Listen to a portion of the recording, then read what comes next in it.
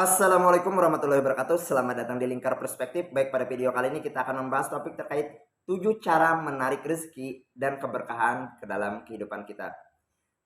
Di awal ini saya ingin menyampaikan sebuah kalimat yang sangat penting, yaitu adalah tidak semua orang punya gaji, tetapi setiap orang punya rezeki. Gaji dan rezeki itu dua hal yang berbeda. Gaji adalah sesuatu yang kita dapatkan ketika kita melakukan suatu usaha. Kemudian rezeki itu adalah sesuatu yang setiap orang mempunyainya, di mana rezeki itu datang dari Tuhan. Rezeki itu terbagi dua. Yang pertama itu adalah rezeki yang bersifat material dan rezeki yang bersifat non material. Rezeki yang bersifat material itu bisa berupa uang, harta, dan sebagainya. Tetapi rezeki yang berupa non material itu bisa berupa kesehatan, teman yang baik, lingkungan yang positif, ketenangan hati. Itu adalah rezeki non material. Jadi rezeki itu cakupannya luas. Nah, tujuan tertinggi dari kehidupan adalah di mana kita bisa mendapatkan rezeki yang berkah, atau tujuan utamanya adalah keberkahan dalam hidup. Nah, jadi bukan rezeki yang mendatangkan keberkahan, tetapi dengan keberkahan yang kita tanamkan itu yang akan mendatangkan rezeki. Nah, jadi yang akan kita bahas pada video kali ini adalah terkait rezeki dan keberkahan dalam hidup. Lalu pertanyaannya adalah bagaimana cara kita menarik rezeki dan keberkahan dalam hidup itu? Nah, di sini yang akan kita bahas ada 7 cara yang dapat kita lakukan untuk menarik rezeki dan keberkahan dalam kehidupan kita. Apa saja itu? Yang pertama adalah positive thinking. Ini penting sekali. Positive thinking artinya kita berusaha untuk selalu berpikir positif atas sesuatu hal yang terjadi. Karena ketika kita mampu berpikir positif, kita bisa menjadi pribadi yang lebih optimis, lebih semangat, hati kita bisa menjadi tenang ketika kita berpikir positif. Artinya kita mampu berprasangka baik terhadap sesuatu. Nah, ada istilah gini. Peristiwa yang terjadi dalam kehidupan itu sebenarnya netral. Yang membedakan baik atau buruk itu adalah sudut pandang kita. Apakah kita melihat peristiwa itu dari sudut pandang yang positif atau kita melihat dari sudut pandang yang negatif. Ketika kita orang yang positif thinking, maka kita akan melihat sesuatu dari sudut pandang yang positif. Nah, ketika kita melihat dari sudut pandang yang positif, maka peristiwa yang terjadi itu kita anggap baik.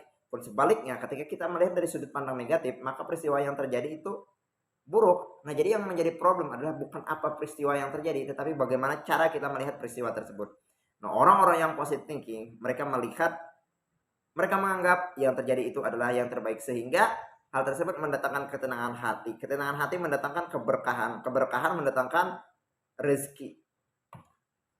Dan cara yang kedua yang dapat kita lakukan untuk menarik rezeki dan keberkahan dalam hidup adalah networking. Networking adalah bagaimana kita membangun relasi dengan orang lain.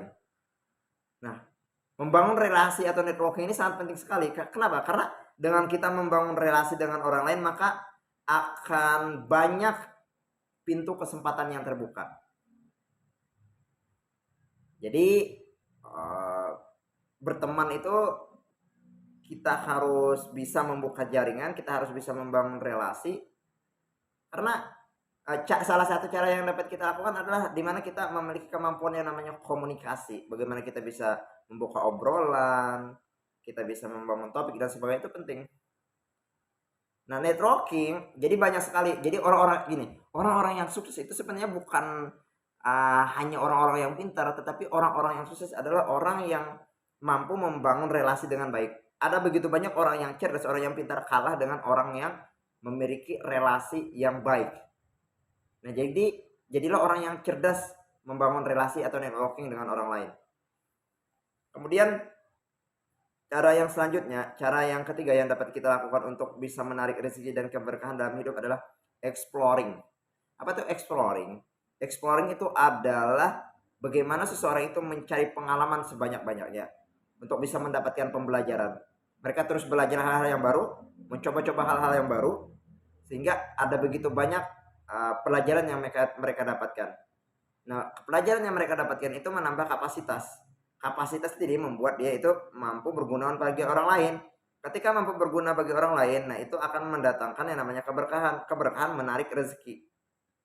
Nah, kemudian cara yang keempat yang dapat kita lakukan untuk menarik rezeki dan keberkahan dalam hidup adalah trust. Trust itu artinya kita percaya dan yakin bahwa yang akan datang pada kita itu adalah hal-hal yang baik. Yang akan datang kita itu hal-hal yang baik dan di waktu yang tepat. Jadi kita tidak kecewa pada sesuatu hal yang terjadi pada saat ini karena kita yakin next ke depannya saya akan mendapatkan sesuatu yang baik di waktu yang tepat. Nah, jadi orang-orang yang memiliki trust ini mereka tidak mudah kecewa gitu. Kemudian cara yang selanjutnya, cara yang kelima yang dapat kita lakukan untuk bisa menarik rezeki dan keberkahan dalam hidup adalah giving back. Apa itu giving back? Giving back itu adalah bagaimana kita mau berbagi, mau membantu orang lain, mau mempermudah urusan orang lain. Karena kebermaknaan dalam hidup adalah dimana kita bisa bermanfaat untuk orang lain, kita bisa membantu orang lain, kita bisa berbagi pada orang lain. Ketika kita berbagi dengan orang lain, jangan mengharap balasan. Mungkin saja kita bisa mendapatkan feedback dari orang yang kita bantu, atau next kedepannya pasti ada, walaupun bukan dari dia, ada orang, Tuhan akan mengirimkan orang-orang yang membantu kita. Jadi jangan khawatir, kebaikan itu pasti berbalas, tapi kita tidak boleh mengharapkan kebaikan kita itu dibalas.